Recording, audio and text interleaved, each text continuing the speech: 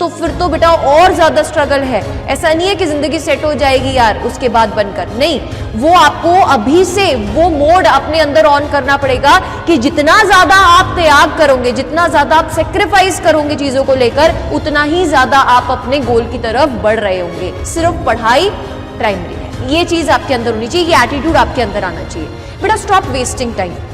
ये जो reels scroll कर रहे हो, ये जो सोशल नेटवर्किंग की लत लग गई है कि एक बार बैठते हैं हम देखने तो फिर हम उससे निकल ही नहीं पाते, बेटा ये आपका सिलेक्शन नहीं दिलवाने वाला है। Hi students, welcome to Dr. Zada 24/7. Myself Harshpreet Kaur, your physics educator. So जैसे कि बेटा हम सबको पता है that अब इफेक्टिव डेज की अगर हम बात करें तो लेस देन 100 डेज रह गए हैं आपके नीट 2025 के एग्जामिनेशन में। अगर हम लेकर चल रहे हैं कि 4 मई 2025 को आपका एग्जामिनेशन होने वाला है, so what is the checklist कि क्या हम ये particular set of chapters complete कर चुके हैं, क्या ये रूटीन हम फॉलो कर रहे हैं। अगर हम 650 प्लस टारगेट कर रहे हैं तो कुछ है ना एकदम बोलो कि वेकअप पॉइंटर्स मैं आपको देने वाली हूं, इस वीडियो को एंड तक जरूर से आप देखना। एंड जो लिस्ट ऑफ चैप्टर्स मैं आपको प्रोवाइड कर रही हूं, प्लीज मेक श्योर दैट आप उनको नोट कर रहे हैं और उनको प्रायोरिटी पे चेकआउट कर रहे हैं कि क्या आपने उनकी रिवीजन, आपने उनका क्वेश्चन प्रैक्टिस, क्या आपने उन चैप्टर्स का previous year questions, question bank, ये सब चीजें लगा ली हैं।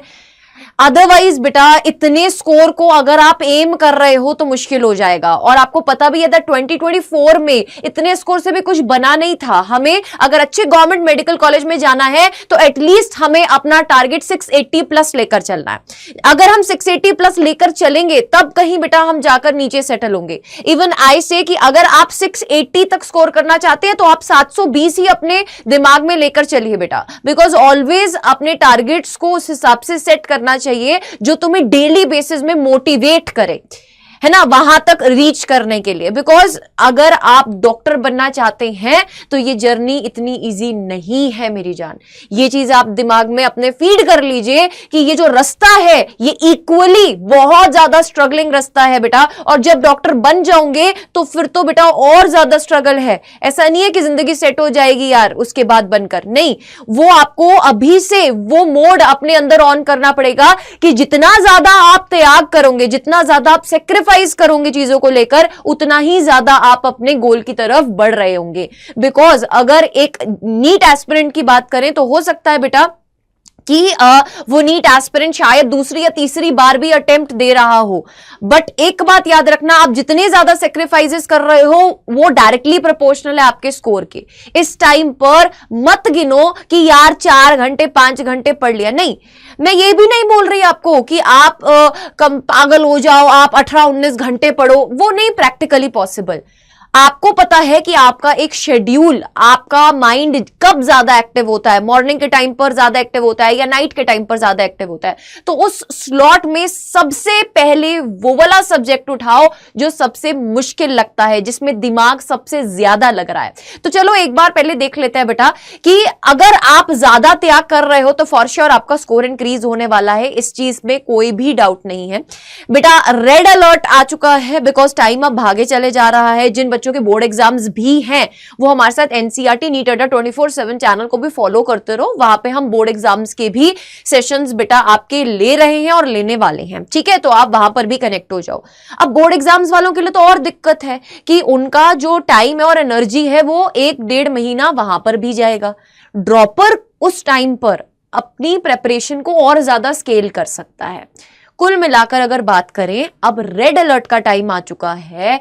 Now is the time to prove that कि यार 2025 में अगर मुझे सिलेक्शन लेना है तो मैं जी जान लगा के मेहनत करूंगा, मेरे लिए सब चीजें सेकेंडरी हैं, सिर्फ पढ़ाई प्राइमरी है। ये चीज आपके अंदर होनी चाहिए, ये एटीट्यूड आपके अंदर आना चाहिए। बेटा स्टॉप वेस्टिंग टाइम। ये जो रील्स स्क्रॉल कर रहे हो, ये जो सोशल नेटवर्किंग की लत लग गई है कि एक बार बैठते हैं हम देखने तो फिर हम उससे निकल ही नहीं पाते, बेटा ये आपका सिलेक्शन नहीं दिलवाने वाला है।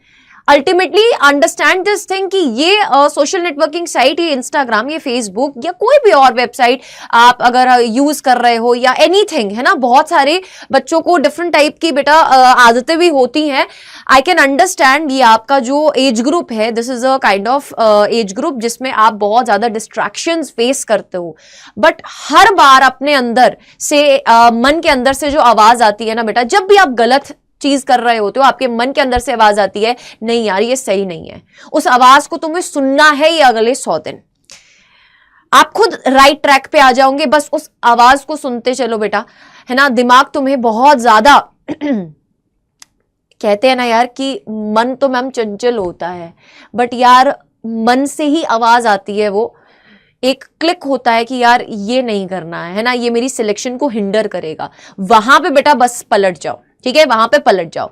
Don't follow news sources. अब किसी न्यूज सोर्स को या न्यू बुक को पकड़कर खोलकर पढ़ने नहीं शुरू करो, नहीं, जो तुमने पुराने सोर्सेज जहां से तुमने नोट्स बना रखे, अब टाइम नहीं है नोट्स बनाने का, अब टाइम है जो नोट्स बना रखे हैं उनको पढ़ने का और प्रैक्टिस करने का। बेटा PRM टेक्निक आपको फॉलो करनी पड़ेगी, मैक्सिमम से मैक्सिमम प्रैक्टिस कीजिए, रिवीजन कीजिए एंड मॉक टेस्ट लगाइए।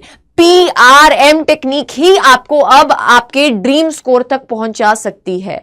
बेटा इस टाइम तक सिलेबस आपका कंप्लीट हो जाना चाहिए, अगर नहीं हुआ है due to some reasons, mark my words, आपका मैक्सिमम, अगर आप ड्रॉपर हैं, है ना, अभी तक तो आप बहुत बार सिलेबस पढ़ चुके हैं, मैक्सिमम से मैक्सिमम भी बेटा अगर आप लेकर चलो तो फर्स्ट वीक ऑफ फरवरी के बाद आप सिलेबस को कवर नहीं कर रहे होंगे। आपको सिर्फ और सिर्फ एक लिस्ट बनानी है जिसमें आप टिक मार्क कर रहे होंगे CPRQM, ये आपको 5 वहां पे बेटा कॉलम्स बनाने हैं। आपने उस पर्टिकुलर चैप्टर के कॉन्सेप्ट पढ़ लिए तो एक टिक मार्क, देन प्रैक्टिस कर ली तो दूसरा टिक मार्क उसके कॉलम के सामने, देन रिवीजन के सामने, देन प्रीवियस ईयर क्वेश्चन के सामने, देन मॉक टेस्ट के सामने। अगर आपने 2 बार रिवीजन कर ली है तो 2 टिक मारो उसके सामने, बट ये आपको नोट डाउन करना पड़ेगा, तभी आपको कॉन्फिडेंस आएगा, बिकॉज इस टाइम पर आपको कॉन्फिडेंस की कहीं ना कहीं कमी हो रही होगी कि यार मुझे सब पढ़ लिया बट कुछ नहीं आ रहा है, मॉक टेस्ट में नंबर नहीं आ रहे हैं। बेटा आपको ये लिस्ट तैयार करनी पड़ेगी जो आपको मेक श्योर करेगी, आपको दिलासा देगी, यार अरे तूने ये कर रखे हैं चैप्टर्स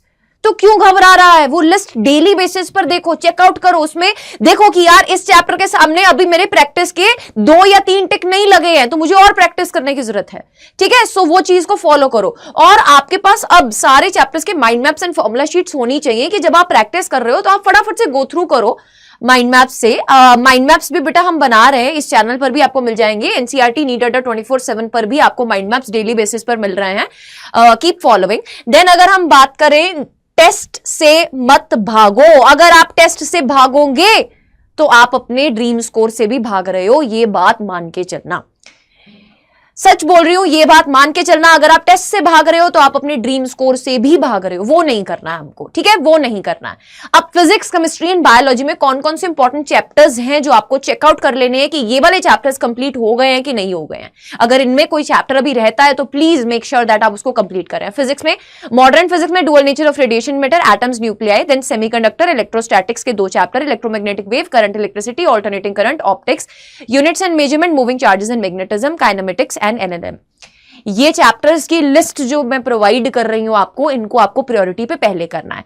केमिस्ट्री में structure of atom, redox, periodic table, chemical bonding, P block, DNF block, coordination compound, GOC, IUPAC, है ना। Then hydrocarbons, haloalkanes and haloarenes, then alcohol, phenol and ether, then aldehyde, ketone and carboxylic acid, then equilibrium, then biomolecules.